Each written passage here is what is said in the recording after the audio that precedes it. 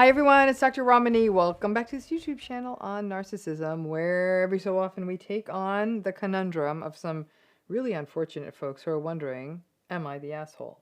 The Am I the Asshole series on Reddit, while people weigh in, and it's really an interesting sort of jury of public opinion, it also gets us at this issue for me as I read these, how much self-blame people are engaging in a variety of sort of situations that maybe any of us could find ourselves in.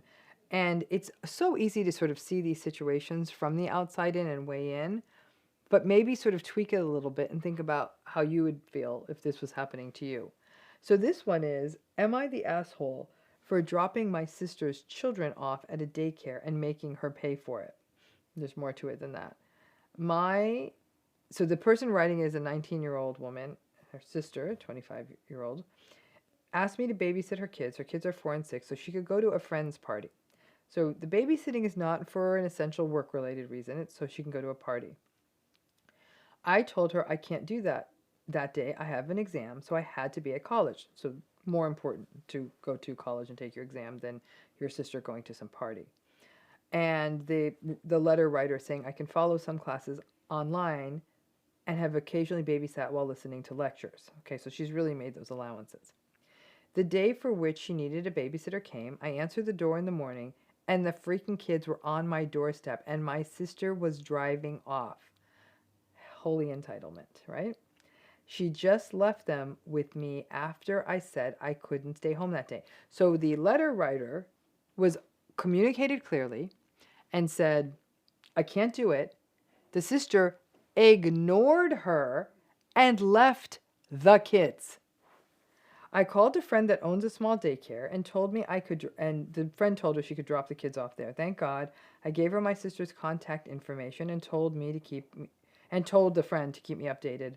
And I texted my sister about what happened and gave her the address and phone number. I picked up the kids from daycare since my sister wasn't answering her phone. Who doesn't answer their phone when they have a 4 and a 6-year-old child?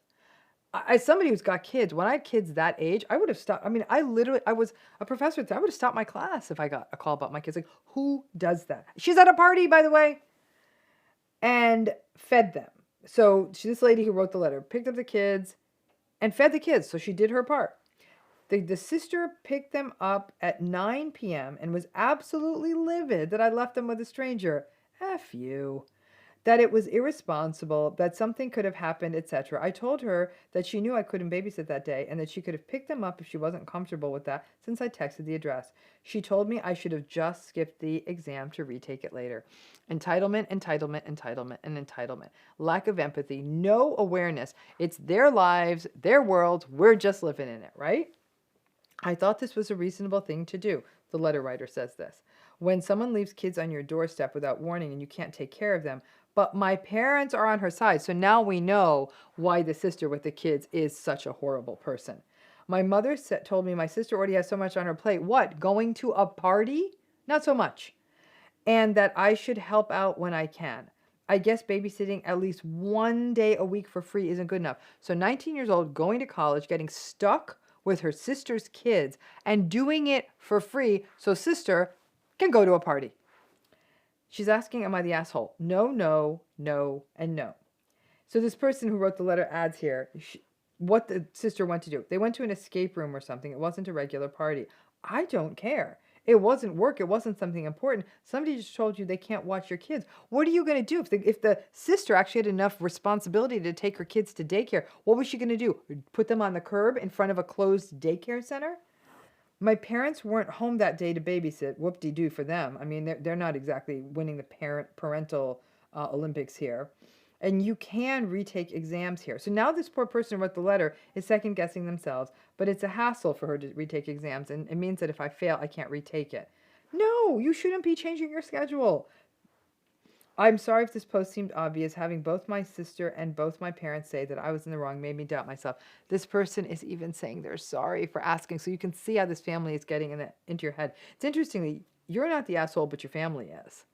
So you can see, it's so interesting here. There's so much happening here. The enabling, right? The enabling of the sister who has her kids.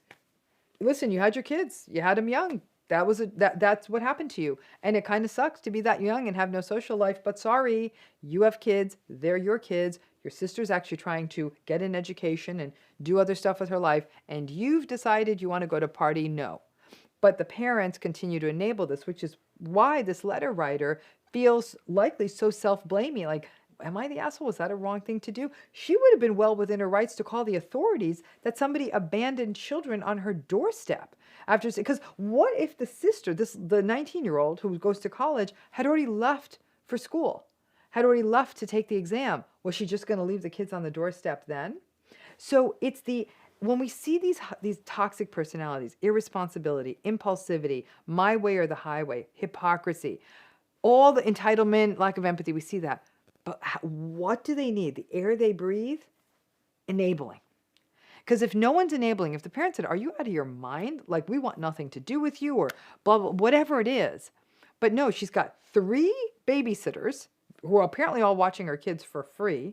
So she has time to go to a party. People might say, well, what if it's the only party she's been to for a year? Oh, well, sucks to be her. She's got kids. They're her responsibility. Her sister had an exam. Find another way to go see your damn friends, right? So, but this kind of stuff where people are in these systems where the most toxic person is enabled by whether the parents are toxic or just enablers is unknown.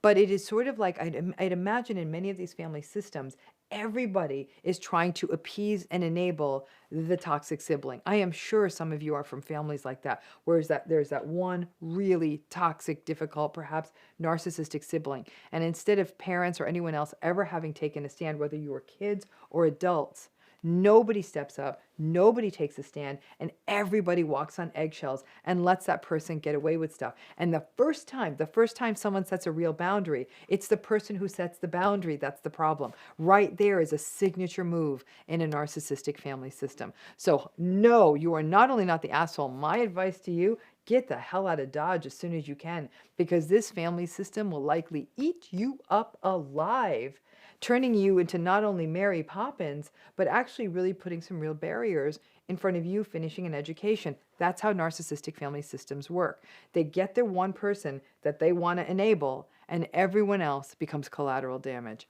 No, sweetie, you are not the asshole. Thanks again.